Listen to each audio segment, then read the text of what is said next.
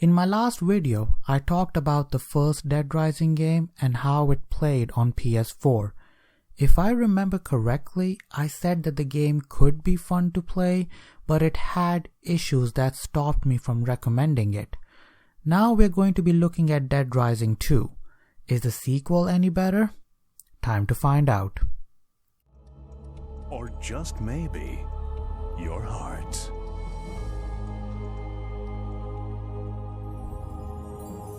Open yourself up in Fortune City.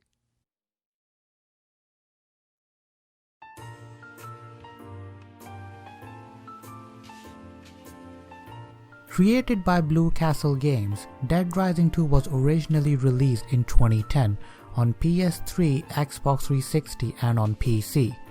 For this video, I will be playing the game on PS4, and the gameplay you will see in the video has been captured using the console's internal capture software. Dead Rising 2 is set 5 years after the event of the first game and follows the story of Chuck Green, a motocross champion who was broken by the loss of his wife but now lives to care for his daughter Katie, who is infected with the same zombie virus that was in the first game. To keep her from turning, she needs an injection called Zombrex on a daily basis. To pay for Katie's medication, Chuck participates in a reality TV show called Terror is Reality, hosted by TK Terror King. He's a hero!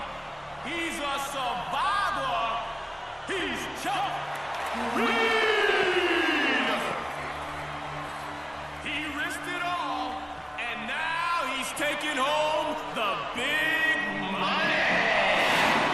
Naturally, things go sideways and Chuck finds himself in the middle of a zombie outbreak. Carrying Katie in his arms, Chuck seeks refuge in a safe house where he learns that he is the prime suspect of this outbreak. Champion, Chuck Green. What? Green, a member of the zombie rights protest group Cure, was a contestant in tonight's pay-per-view game show. Acquaintances describe Green as a known drifter who is still angry over his wife's death in the Vegas outbreak. Thus begins Chuck's journey as he tries to clear his name before the military rolls in. And like in the previous game, he has 3 days to do that. Helping him clear his name is Stacy Forsythe, leader of the Nevada branch of an organization called Cure that fights for the rights of the undead. He also meets a reporter named Rebecca Chang, who first broke the news painting Chuck as a prime suspect. Rebecca Chang, Channel 6 Action News. Chuck Green. Are you serious? From the security video. Now of course I will be making a lot of comparisons between this game and the first Dead Rising, so if you have not seen my first video, I would recommend you check that out to see what I liked and disliked about the first game. Let's get the story out of the way here. I really enjoyed the storyline in Dead Rising 2. Whereas in the first game I felt like an outsider with no emotional connection to the story or the events happening around me, Dead Rising 2's story felt more personal.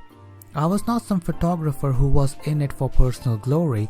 I felt like I was in control of a father who was just looking out for his daughter. I need this for my daughter. In my Dead Rising video, I said that it felt like the story was tacked on. But for the second game, the story, I felt like the developers paid close attention to it and made sure that it was Chuck Green's story, an ordinary guy who just so happens to be stuck in the middle of this outbreak. The story does have some twists and turns, and I want to give the developers some kudos here for trying to give the game their own unique spin to it. For example, later on in the game, a mysterious gas is released that transforms zombies into these more aggressive monsters that take a bit more damage to go down and stay down. It was not unique in any way, but kudos for trying to spice the action up a little bit, you know. Just when I thought I had a hang of the game, I had unlocked some decent amount of upgrades that would help me a lot in combat. Blue Castle Games introduced a new form of threat that made me reconsider my approach. The Psychopaths also seemed to be well designed this time around. They do not attack the player because they simply lost it when the zombie horde was unleashed. A lot of these psychopaths attack Chuck Green because they feel he is responsible for what happened at Fortune City. I mean, don't get me wrong, you can tell that there's something wrong with these people to begin with, but they get hostile when they find out who they are interacting with. You're Chuck Green. You stop. Actually, I have been looking for you. This package is a very special delivery. Just for you. The voice acting is alright. Chuck sounded convincing as a father looking after his daughter. The rest of the cast was okay, I guess. They managed to get the message across, and that was important to me. Honestly, the voiceover was a bit of a hit and miss. In some scenes, it was brilliant. In others, it felt like the actors were reading the lines of a script rather than actually feeling the tension. As for the sound, I have to say, I loved the music in the game, from the relaxing sound that plays when you are walking in the malls to the sound of the slot machines when you enter the casinos. The sound design was pretty good. But I loved the soundtracks that played in the background whenever you entered a boss battle. I couldn't get enough of the music that played every time you combined items in the maintenance room.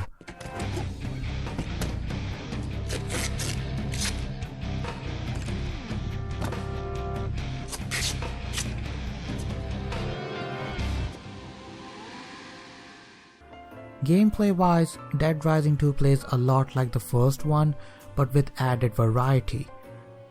Unlike the first game that was set in a shopping mall, Dead Rising 2 is set in a Las Vegas inspired location called Fortune City, filled with shopping malls, casinos, hotel, and even an arena. And just like the first game, any and everything you see in the environment can be used as a weapon. Walk in the sports shop and you can use dumbbells, MMA or boxing gloves to knock zombies out. Walk in a jewelry store and you can use jewels to throw at zombies. Golf clubs, knives, baseball bats, sledgehammers, you name it. Should you ever get hurt during your killing spree, you can replenish some of your health by drinking or eating food found throughout the place. You can dress Chuck in a variety of outfits, and trust me, I'm not going to judge anyone. You can even ride vehicles in the game, from cars to motocross bikes and even a tricycle. In the first game, you played as a photographer, and every time you took a photo, you were awarded with prestige points that unlocked new upgrades for you. The photography element is replaced in Dead Rising 2 with combo cards that allow you to combine two weapons to create one powerful one. And trust me, they are bloody awesome. Combine a baseball bat with some nails and you can create the spike bat that offers 2 times more points. Combine MMA gloves with nails and you get this. And yes, you can even roundhouse kick enemies if you have this equipped. There are plenty of combinations to discover. They are not infinite, this isn't Borderlands, you know, but the variety offered here is brilliant and fun. And that's not the only way to earn prestige points. You can rescue survivors like in the first game. Chuck is notified when survivors are located over the radio by Stacy. So when you are not playing story missions, you can rescue any survivor you can find and escort them back to the safe house. Some survivors have some conditions that need to be met before they are escorted. For example, one survivor wanted to empty some ATM machines, so I had to follow him around and had to protect him while he emptied them. For my troubles, I was given a handsome reward of $5,000. Wait, 5,000? No, sorry, $50,000. Damn, I'm shortchanging myself over here. Since you are playing in a Las Vegas inspired city, money plays a big role. The money you collect can be used to purchase weapons from vending shops that are collected throughout the city. Vendors also sell Zombrex that you will need for Katie on a daily basis. If you're struggling to earn money, you can always try your luck at slot machines in casinos or take part in games on casino floors. Outside of playing story missions, rescuing survivors, and defeating psychopaths, you can earn points by defeating looters that appear randomly throughout the game. They are not that hard to defeat, so they don't pose much of a threat. However, if you are escorting survivors, these looters will attack you and any survivor you may be escorting, so keep your guard up. Dead Rising 2 also has online co-op and multiplayer, although I will be honest here, I did not try them because I kind of thought there was no point. The game is like a decade old and I sincerely doubt anyone will be playing this game online. But just because I didn't play these modes doesn't mean I cannot talk about them. Dead Rising 2 has online drop-in, drop-out co-op mode which you can play with your friends or a complete stranger. Aside from that, there is Terror is Reality mode where you can take part in a reality TV game show where you have to kill zombies. The reason I'm going through all of this is because I want to show how much thought and care the developers Blue Castle Games put into Dead Rising 2 to make it better than its predecessor. Now I know some people will disagree with me, but Dead Rising 2 was way better than the first game. Yeah, I know it's a controversial thing to say, but hear me out first. Dead Rising 2 not only offers much to do as I have just explained, they also worked on some of the issues I had with the first game. It's like the people at Blue Castle Games played the first Dead Rising, made a list of all the things that they recognized as issues or areas that could be improved, and worked on them.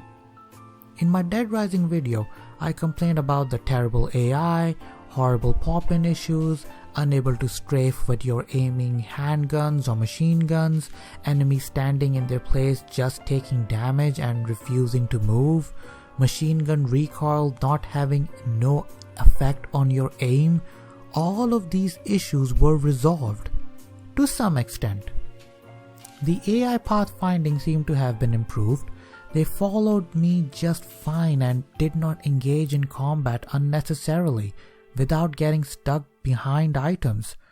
Escorting survivors in the second game did not feel frustrating. It actually felt rewarding. When playing the story mode, there were a couple of times where I had to follow an NPC, and to my surprise, the NPC pretty much took care of herself. Pop-in issues still exist, but they do not happen for the zombie horde, but for the environment, which meant that I could plan my route without having to worry about zombies appearing out of thin air. You can vault over waist-high obstacles, strafe when aiming handguns or machine guns, which is great help because now I could finally take cover behind objects. Enemies also roll when they are shot instead of just standing there like idiots. Weapon recoil also has an effect on aiming, and Chuck can take more damage.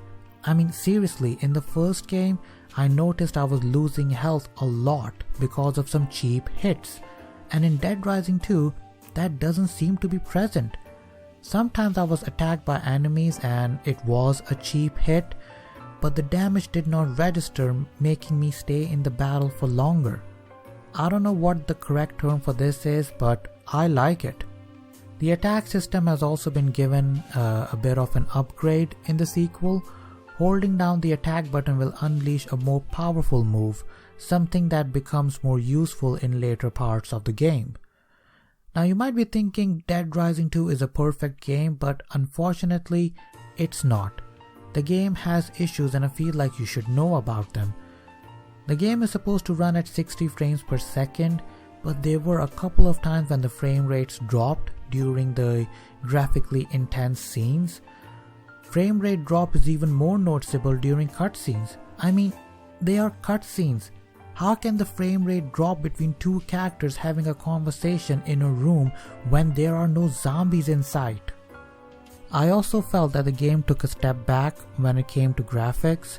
Dead Rising 1 looked more impressive on PS4 than Dead Rising 2.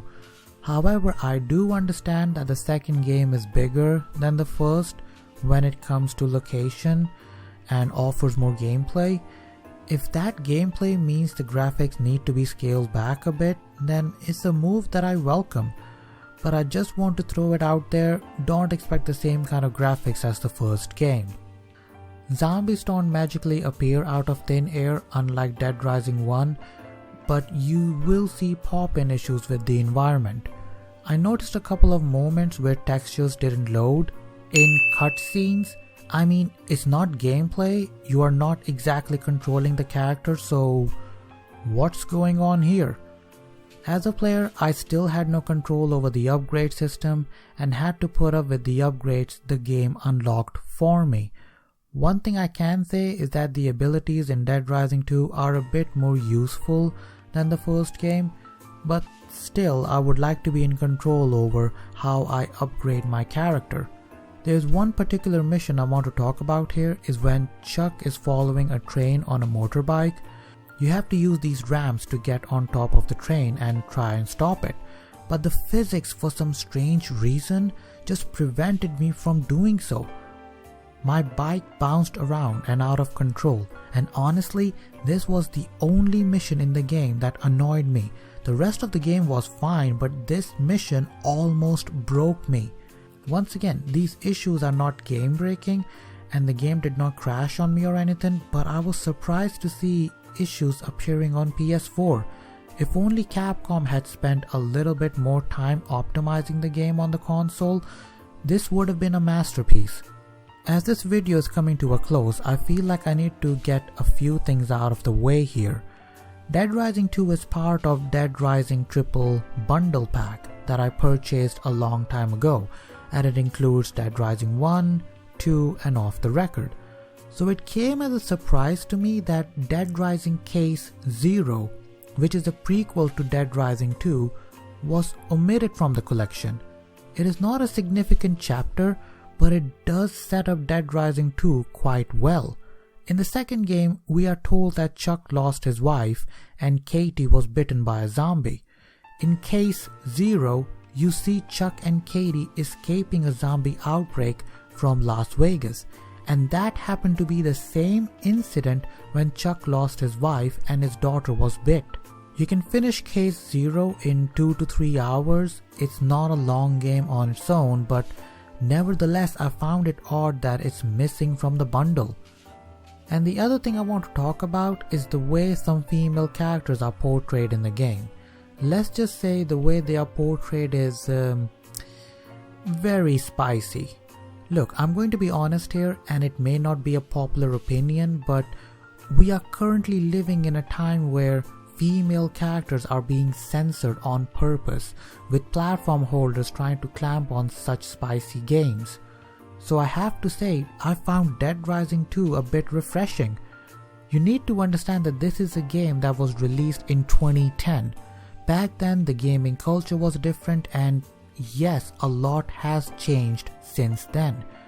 This is a game that is set in a fictional version of Las Vegas, the original Sin City, so the spicy nature makes sense. At the end of the day, offense is never given, offense is taken. If you have a problem with stuff like that, then you don't need to play the game. And if you are going to play the game that was developed in 2010 and be offended over the spicy bits, then that's on you.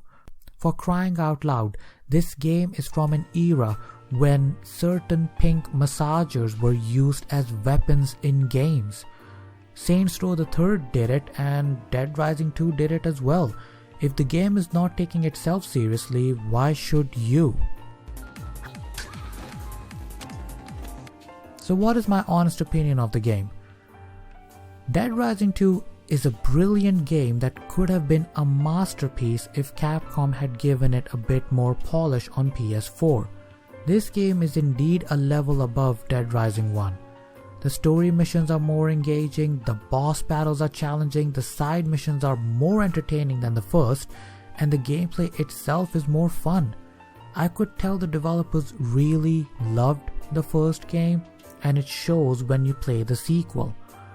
Dead Rising 2 is available on Steam, PSN and Microsoft Game Store for $15.99, or about $20 I assume. I live in England, so I don't know how much it costs in the US, nor did I bother to check. Anyways, that's enough from me. Hope you all liked the video. If you did, please give it a thumbs up, and if you want to see more, please do consider subscribing. I'm a part-time YouTuber who makes videos for fun, so your engagement with the video and the channel will go a long way. Peace out, angels, and stay awesome.